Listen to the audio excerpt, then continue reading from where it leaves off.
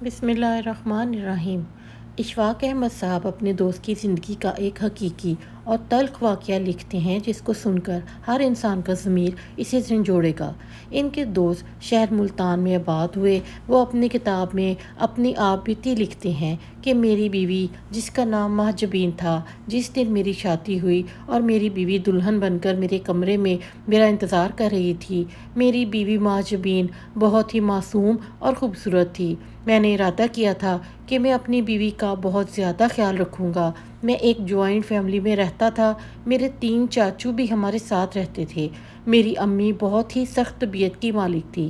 میں نے سوچ لیا تھا کہ میں اپنی بیوی کو سب سے بچا کر اور چھپا کر رکھوں گا۔ میری ساس سسر نے کہا تھا کہ ان کی بیٹی بہت معصوم اور ڈپریشن کا شکار رہتی ہے، اس لیے اس کو بہت زیادہ خیال کی ضرورت ہے۔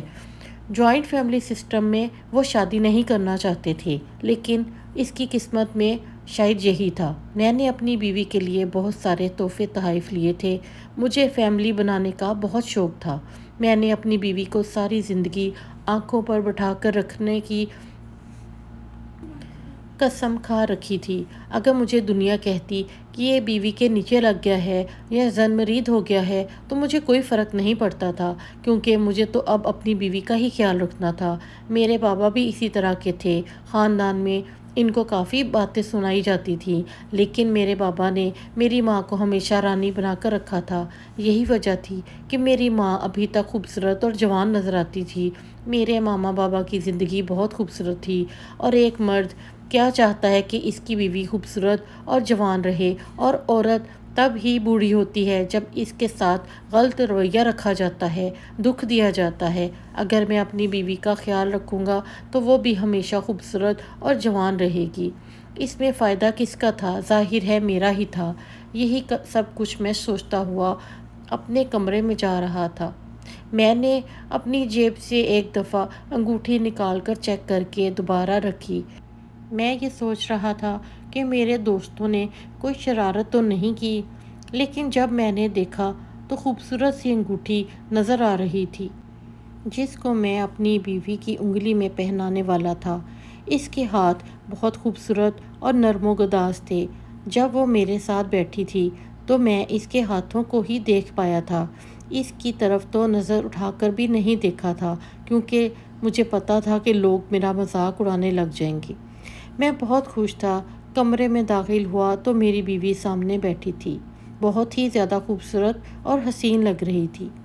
ایسا لگتا تھا جیسے کوئی نور ہے جو میرے کمرے میں آ گیا ہے، اور مجھے وہ دن یاد آنے لگا جب میں اسی کمرے میں اکیلا رہتا تھا اور لڑکیوں کو خیال میں سوچتا رہتا تھا۔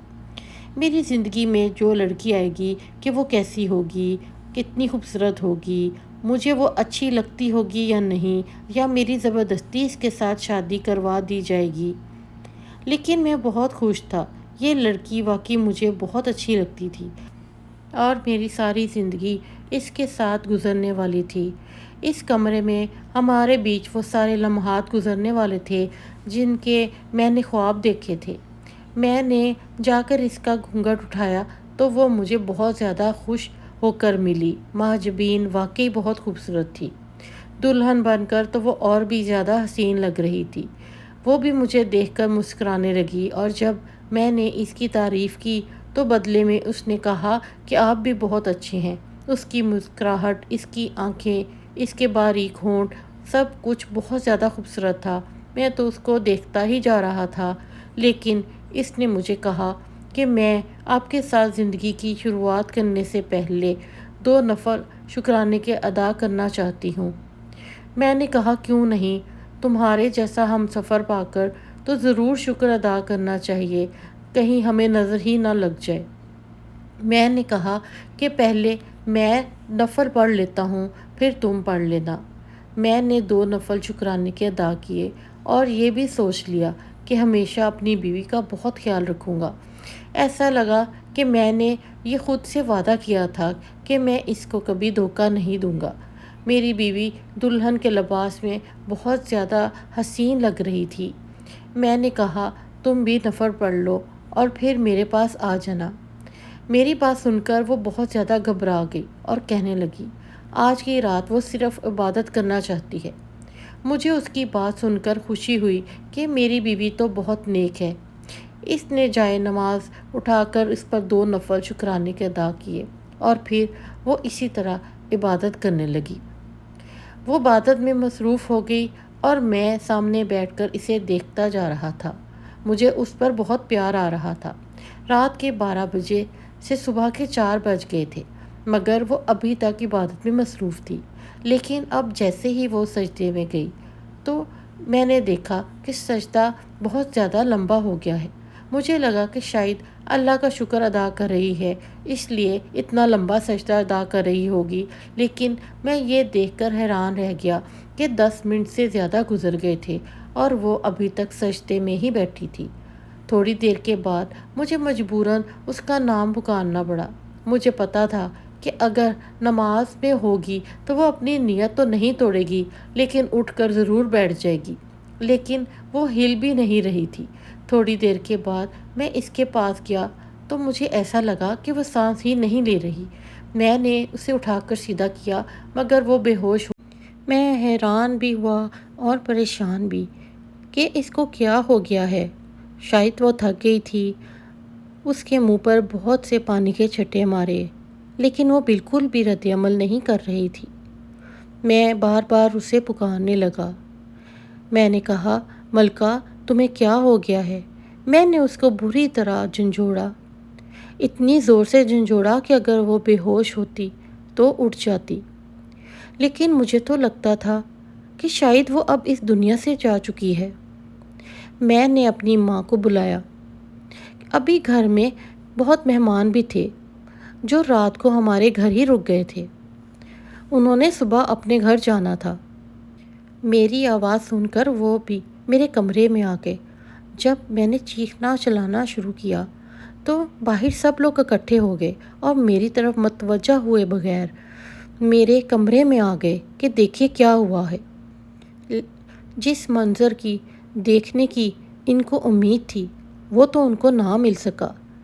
جب میری بیوی کو چیک کیا گیا تو پتہ چلا کہ وہ تو اس دنیا میں ہی نہیں ہے۔ اس نے جیسے ہی زمین پر سر رکھا تھا اس کی روح پرواز کر گئی تھی۔ میں بہت دکھی ہوا۔ میرے لیے یہ دکھ اتنا بڑا تھا کہ میں بالکل بھی اس کے لیے تیار نہیں تھا۔ مجھے سمجھ نہیں آ رہی تھی یہ کیا ہو گیا ہے، یہ میرے ساتھ ایسا کیسے ہو سکتا ہے۔ یہ بات میں بار بار سوچ رہا تھا۔ سب نے یہ بات کہنا شروع کر دی کہ دلہن تو مر گئی۔ امی نے کہا، تم نے کیا کیا اس کے ساتھ؟ تم نے اس لڑکی کو مار ڈالا۔ میں نے کہا، میں نے کچھ بھی نہیں کیا۔ میری چاچی مجھ سے ہمیشہ ہی خفا رہتی تھی کیونکہ اس کی وجہ تھی۔ میں نے ان کی بیٹی کے ساتھ شادی نہیں کی تھی اور وہ اس بات سے مجھ سے خفا ہی رہتی تھی۔ انہوں نے یہ کہنا شروع کر دیا کہ میں نے اس لڑکی کے ساتھ کچھ غلط کیا ہے، اس معصوم لڑکی کے ساتھ کچھ غلط کرنے کی کوشش کی ہے۔ بیچاری تبھی اس دنیا سے چلی گئی ہے۔ میری ماں نے اسے لڑنا شروع کر دیا اور نہ جانے کس نے میری بیوی کے ماں باپ کو فون کر دیا اور وہ لوگ آئے۔ انہوں نے اپنی بیٹی کا حال دیکھا تو ان کی حالت بھی بہت عجیب تھی۔ وہ اپنی بیٹی کو وہاں سے لے جانا چاہتے تھے۔ ہمیں کچھ سمجھ نہیں آ رہا تھا کہ یہ سب کیا ہو رہا ہے۔ میرے تو کان بند ہو گئے تھے۔ مجھے کوئی پکارتا تو مجھے ٹھیک سے اس کی آواز بھی سنائی نہیں دیتی۔ میری جگہ کوئی بھی ہوتا تو شاید اس کا یہی حال ہوتا۔ خیر وہ لوگ میری بیوی کو لے گئے۔ میری بیوی اب اس دنیا میں نہیں تھی۔ میں جس کے ساتھ رہنے کے خواب سے جا رہا تھا وہ اس دنیا سے ہی جا چکی تھی۔ ہم ان لوگوں کو فون کر رہے تھے لیکن وہ جواب ہی نہیں دے رہے تھے۔ ہم ان کے پیچھے پیچھے ان کے گھر پہنچے تو دروازہ بھی نہیں کھول رہے تھے۔ جب دروازہ کھلا تو یہی کہا کہ آپ نے ہماری بیٹی کو مار ڈالا ہے، اب آپ لوگ یہاں پر کیا لینے آئے ہو۔ یہ بات اپنی جگہ ٹھیک تھی کہ وہ سوچ رہے تھے کہ انہوں نے اپنی پیاری بیٹی کی شادی کی اور ان کی بیٹی اور شادی والے دن ہی اپنے شوہر کے کمرے سے مردہ حالت میں پائی گئی۔ اس کے بعد اس کی لاش لے کر گھر چلے جائیں تو یہ صدمہ ان لوگوں کے لیے بہت بڑا تھا۔ لیکن میری بیوی کے گھر والوں کا عجیب و غریب قسم کے طریقے سے پیش آنا مجھے عجیب مشکل میں ڈال رہا تھا۔ وہ میری بیوی کی لاش مجھ سے چھپا رہے تھے، مجھے اس کے قریب تک جانے نہیں دے رہے تھے۔ ہمیں یہ تک پتہ نہیں چل رہا تھا کہ آخر اس کو ہوا کیا ہے۔ مجھے تو ایسا لگتا تھا کہ شاید اس کے اندر ابھی جان باقی تھی، لیکن وہ لوگ اس کو پہلے ہی وہاں سے لے گئے۔ میری ماں کا کہنا تھا کہ تمہاری بیوی مر چکی ہے۔ میں اسے ایک دفعہ دیکھنا چاہتا تھا کہ آخر میری بیوی تھی۔ مجھے اتنا تو حق تھا کہ میں اس کو آخری دیدار کر سکتا۔ وہ لوگ تو دروازہ بھی نہیں کھول رہے تھے، دروازے کے اندر ہی کھڑے ہو کر بات کر رہے تھے۔ میری ماں نے ان کو سمجھانے کی بہت کوشش کی اور بالآخر انہوں نے دروازہ کھولا۔ انہوں نے کہا کہ ہمارے گھر میں ابھی تک مہمان ہیں، وہ والے مہمان جو ہماری بیٹی کی شادی کے لیے آئے تھے، اب اس کی فاتحہ پڑھ کر جائیں گے۔ آپ لوگوں نے کیا کر دیا؟ ہم اپنی بیٹی کو دفن کر لیں، آخری رسومات ادا کر لیں، اس کے بعد ہم آپ سے دو ہاتھ کریں گے، کیونکہ آپ لوگوں نے آخر ایسا کیا کیا کہ وہ مر گئی۔ میں نے ان لوگوں کو کہا کہ میں اپنی ماں کی قسم کھا کر کہتا ہوں کہ میں نے اس کو کچھ بھی نہیں کیا۔ وہ نماز پڑھ رہی تھی اور سجدے میں جاتے ہی اس کی روح پرواز کر گئی۔ اس بات پر ان دونوں میاں بیوی یعنی میری بیوی کے ماں باپ نے ایک دوسرے کی طرف دیکھا اور خاموش ہو گئے۔ ان کی شکل دیکھ کر ایسا لگتا تھا جیسے وہ کوئی بات چھپا رہے ہیں، لیکن وہ یہی کہہ رہے تھے کہ یہ سب کچھ آپ لوگوں کی وجہ سے ہوا ہے۔ آپ لوگوں نے ہی کچھ ایسا کیا ہے۔ میں بہت پریشان تھا، اپنی بیوی کو دیکھنا چاہتا تھا۔ مجھے تو سمجھ نہیں آ رہا تھا کہ میرے ساتھ ہو کیا رہا ہے۔ انہوں نے کہا کہ اس کی آخری رسومات ہمارے گھر میں ہی ہوں گی۔ میں چپ چاپ ان کی باتیں سن رہا تھا۔ وہ مجھے کہہ رہے تھے کہ آپ لوگ چاہیں تو یہاں پر بیٹھ سکتے ہیں، لیکن کسی سے کوئی زیادہ بات کرنے کی ضرورت نہیں ہے۔ یہاں کے لوگوں پر بھی آپ زیادہ توجہ نہ دیں۔ اگر لوگ آپ سے الٹے سیدھے سوال کریں تو آپ چپ رہیں۔ آپ کسی سے بھی کوئی سوال اور جواب نہ کیجیے۔ میری اور میرے باپ کی حالت بہت خراب تھی۔ ہمیں لگتا تھا جیسے کوئی بہت بڑا گناہ ہم سے سرزد ہو گیا ہے اور ہم بہت ہی شرمندگی محسوس کر رہے تھے۔ ہم ملزموں کی طرح ان کے گھر میں بیٹھے تھے۔ تھوڑی ہی دیر کے بعد وہاں جو لوگ بھی آئے ہوئے تھے ایک دوسرے سے عجیب و غریب قسم کی باتیں کر رہے تھے۔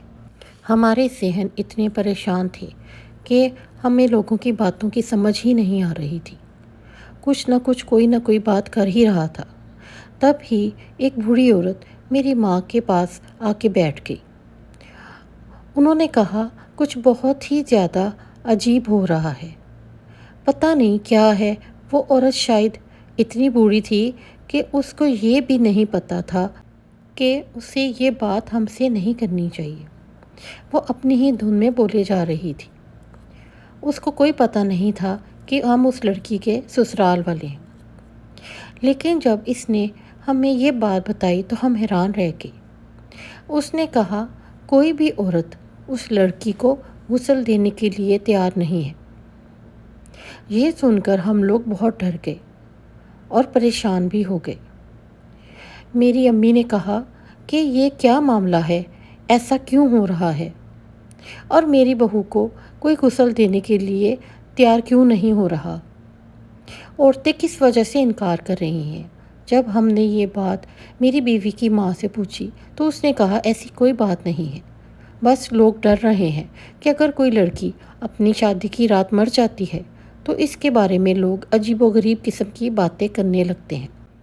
کچھ لوگ تو یہ بھی کہہ رہے ہیں کہ وہ بہت ہی زیادہ بدقسمت لڑکی ہوتی ہے، اس کے پاس جانے سے آپ پر بھی بدقسمتی کا سایہ پڑ جاتا ہے، اس لیے لوگ اس طرح کی باتیں کر رہے ہیں۔ لیکن تھوڑی دیر کے بعد دو عورتوں نے ہمت کی اور وہ غسل دینے کے لیے تیار ہو گئی، لیکن انہوں نے کہا کہ یہ لڑکی ہماری رشتہ دار ہے، ہم یہ سب نہیں کریں گے تو کون کرے گا؟ یہ جیسی بھی ہے ہماری اپنی ہے۔ ان کی زبان سے اس قسم کا جملہ نکلا تو میں حیران رہ گیا کہ آخر انہوں نے ایسا کیوں کہا ہے۔ ہم لوگ اس بات سے بہت زیادہ پریشان ہوئے کہ آخر کوئی تو وجہ ہوگی۔ اس کی ماں کے تو ایسے الفاظ سنتے ہی ہوش اڑ گئے تھے۔ دوسرے لوگوں نے بھی یہ کہنا شروع کر دیا کہ یہ لوگ بڑے گناہ گار ہیں، یہاں سے چلو۔ تھوڑی بہت جو عورتیں وہاں بیٹھی تھیں وہ بھی ایک دوسرے کو جانے کا کہنے لگی، کیونکہ لوگ ڈر گئے تھے اور اس میں سے کافی لوگ چلے گئے۔ اب ہم صرف گھر کے لوگ ہی باقی رہ گئے تھے۔ میں حیران اور پریشان ہر کسی کا منہ تک رہا تھا۔ میری سمجھ میں کچھ نہیں آ رہا تھا۔ میری ماں بھی ان لوگوں سے بہت سارے سوالات کر رہی تھی کہ میری بیوی کی ماں نے اپنا سر پکڑ لیا اور رونا شروع کر دیا، اور اس کے باپ نے بھی کہہ دیا کہ اب تو آپ کو بتائے بغیر گزارا نہیں۔ میں بہت بولا کہ یہ آخر کیا ہو کیا رہا ہے؟ پہلے میری بیوی اس دنیا سے چلی گئی، اب اس کے بعد آپ لوگوں کا عجیب سا رویہ ہے اور کوئی اس کو غسل دینے کو تیار نہیں ہے۔ اب جو عورتیں اندر گئی ہیں وہ بھی ایسے باہر آئی ہیں جیسے انہوں نے کوئی عذاب دیکھ لیا ہے۔ خدا کے لیے آپ بتائیں کہ آخر کیا وجہ ہے؟ آپ مجھے صحیح بات کیوں نہیں بتا رہے؟ حقیقت میں کیا بات ہے؟ کیا ہوا ہے؟ میں نے بہت سارے سوال ایک دم ان سے کیے۔ میں نے ان سے یہاں تک کہا کہ مجھے سچ میں ساری حقیقت بتا دیجیے، کیونکہ میرے لیے تو یہ احساس گناہ ہی مجھے تڑپاتا رہے گا۔ میرے لیے تو یہی سزا کافی ہے اور میں اسی میں مر جاؤں گا۔ میرے لیے تو یہی دکھ کی بہت بڑی بات ہے کہ میری بیوی میرے ہونے سے پہلے ہی اس دنیا سے چلی گئی ہے۔ ابھی تو میں نے اس کے ساتھ ٹھیک سے بات بھی نہیں کی تھی۔ اتنے سارے خواب سجا لیے تھے، وہ خواب جو کبھی حقیقت نہیں ہو سکتے، وہ خواب جو اب کبھی پورے نہیں ہوں گے، وہ کبھی واپس نہیں آئے گی۔ بالآخر میری بیوی کے باپ نے اپنی زبان کھولی۔ اس نے جو کچھ بتایا اور جو حقیقت ہمارے سامنے آئی، ہم اس بارے میں سوچ بھی نہیں سکتے تھے۔ اس نے جو ہمیں ایسی بات بتا دی کہ ہم لوگ حیرانگی سے اس کی شکل دیکھنے لگے۔ اس نے کہا کہ ہم لوگ بہت زیادہ غریب تھے، ہمارے پاس کچھ بھی نہیں تھا، یہاں تک کہ 2 وقت کی روٹی بھی نہیں تھی، لیکن ہماری بیٹی بہت زیادہ خوبصورت اور سمجھدار تھی۔ ایک دن ایک رئیس آدمی اس پر عاشق ہو گیا۔ وہ آدمی بہت زیادہ امیر تھا، اتنا امیر تھا کہ ہماری سوچوں سے بڑھ کر اس کے پاس دولت تھی۔ اس کی اس سے پہلے بھی شادی ہو چکی تھی اور اس کی بیوی فوت ہو چکی تھی۔ وہ عمر میں بھی ہماری بیٹی سے بہت بڑا تھا، لیکن بہت زیادہ امیر تھا اور ہماری بیٹی سے بہت زیادہ محبت کرتا تھا، اور وقت نے بتا دیا تھا کہ اس کی محبت سچی تھی۔ اس نے ہمارے گھر آ کر رشتہ مانگا تو ہم نے انکار کر دیا کہ ہم اپنی بیٹی کی شادی ایسے انسان سے کیوں کروائیں جو ہماری بیٹی سے عمر میں بھی بہت بڑا تھا۔ اس نے ہماری بہت زیادہ منت سماجت کی، لیکن پھر بھی ہم نے اس کو انکار کر دیا۔ مگر ایک دن ہم اس بات سے بہت حیران ہوئے کہ ہماری بیٹی نے خود ہم سے کہا کہ وہ اس آدمی سے شادی کرنا چاہتی ہے، کیونکہ وہ بہت زیادہ امیر ہے اور وہ کب تک زندہ رہے گا، اس دنیا سے چلا ہی جائے گا نا، تو اس کی ساری دولت ہماری ہو جائے گی۔ اس نے کہا کہ آپ میری شادی اس کے ساتھ کروا دیں، لیکن کچھ شرائط ہیں جن پر عمل کرنا بہت ضروری ہے۔ وہ یہ کہ نکاح کرنے سے پہلے وہ ہمیں لکھ کر دے کہ اس کے مرنے کے بعد اس کی ساری دولت میری ہوگی۔ وہ ہماری بیٹی کے محبت میں اس قدر پاگل اور دیوانہ ہو چکا تھا کہ وہ سب کچھ مان گیا۔ اس نے کہا کہ اگر وہ اس دنیا سے چلا جاتا ہے تو اس کا سارا کاروبار، اس کا گھر اور اس کی تمام گاڑیاں، جائیدادیں، سب کچھ اس کی بیوی کے نام ہو جائیں گی۔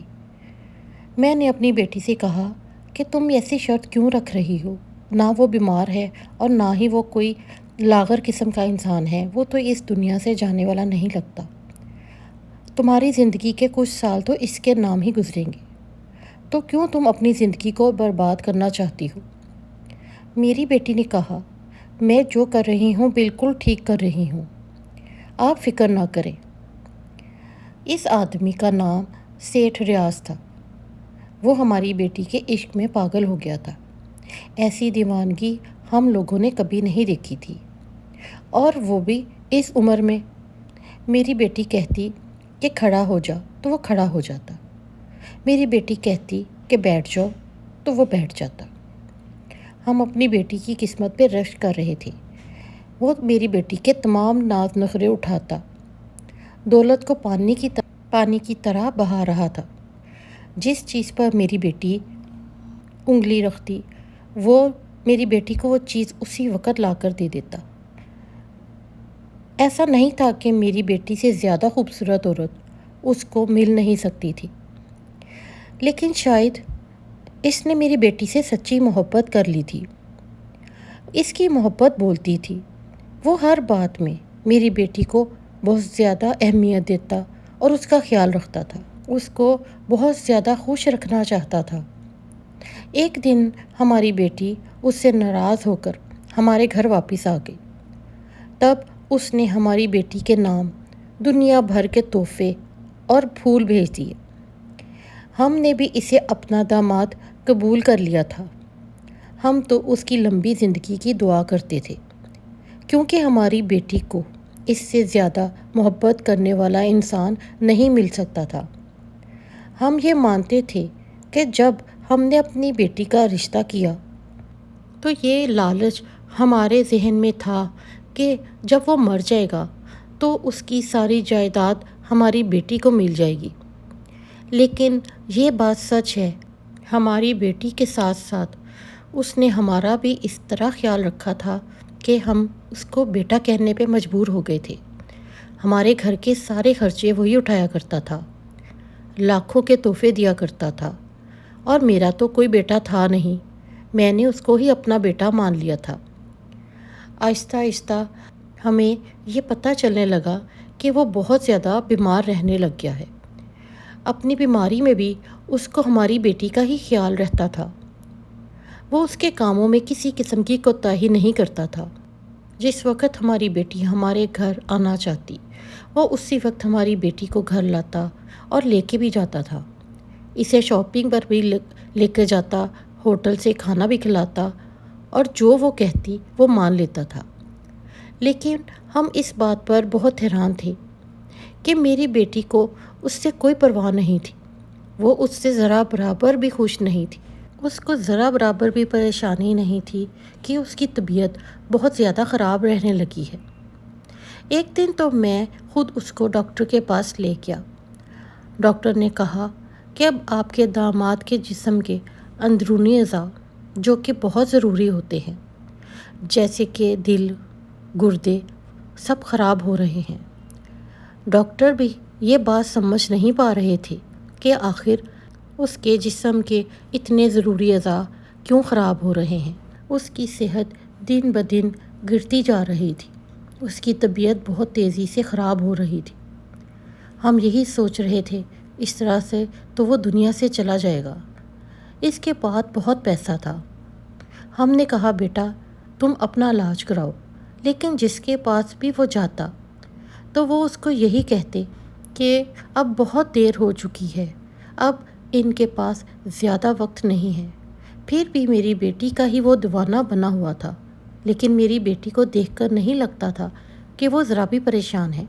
ہم نے اسے کہا تم نماز پڑھو اور اپنے شوہر کے لیے دعا کرو، ہم تمہارے شوہر کے لیے آج مسجد میں اسپیشل دعا کروائیں گے۔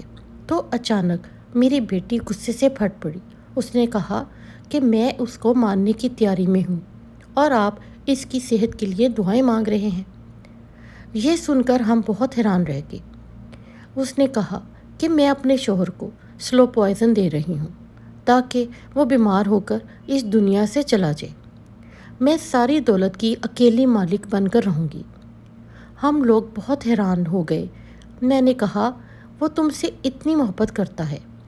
میری بیٹی نے کہا لیکن وہ ایک بوڑھا آدمی ہے، میں اس کے ساتھ اپنی ساری زندگی نہیں گزار سکتی۔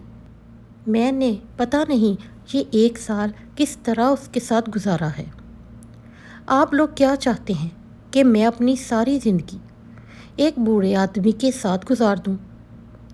ہم اپنی بیٹی کو یہ سمجھانے کی کوشش کر رہے تھے کہ وہ جیسا بھی ہے لیکن تم سے محبت بہت کرتا ہے، لیکن شاید ہماری بیٹی خود غرضی کی اس انتہا پر پہنچ گئی تھی کہ وہ ہماری کوئی بات بھی سمجھنے کو تیار نہیں تھی۔ اور بدقسمتی سے سیٹھ ریاض نے ہماری ساری باتیں سن لی تھی، لیکن اس وقت وہ اس دنیا سے چلا گیا۔ اس کو ہارٹ اٹیک آیا تھا۔ اس نے جاتے جاتے بس اتنا کہا کہ تم نے میرے ساتھ اچھا نہیں کیا، میں نے تم سے محبت کی تھی، تم نے بدلے میں مجھ سے اتنی نفرت کی ہے کہ اب اللہ ہی تم سے انصاف کرے گا۔ لیکن ہماری بیٹی کو کوئی پرواہ نہیں تھی۔ اس نے عدت پوری کی، 6 مہینے بعد تمہارے ساتھ شادی کر لی۔ ہمیں نہیں پتا تھا کہ اس کے نصیب میں یہ لکھا ہے۔ یہ سب کچھ جو تم دیکھ رہے ہو اس کے کیے کی سزا ہے۔ اس کا اب یہ حال ہے کہ اس کی لاش ابھی سے سڑنے لگی ہے اور کوئی بھی اس کے پاس جانے کو تیار نہیں ہے۔ اس قدر گندی بدبو آ رہی ہے کہ وہاں ایک پل بھی ٹھہرنا مشکل ہے۔ میں یہ سب کچھ سن کر حیران رہ گیا۔ دماغ میں یہ آواز گونجنے لگی کہ کہتے ہیں کہ ہمارے پیارے نبی صلی اللہ علیہ وآلہ وسلم جب معراج پر گئے تو اللہ تعالیٰ اور ان کے درمیان میں کچھ ایسی باتیں ہوئی تھیں جو انہوں نے لوگوں کو بھی نہیں بتائی تھی۔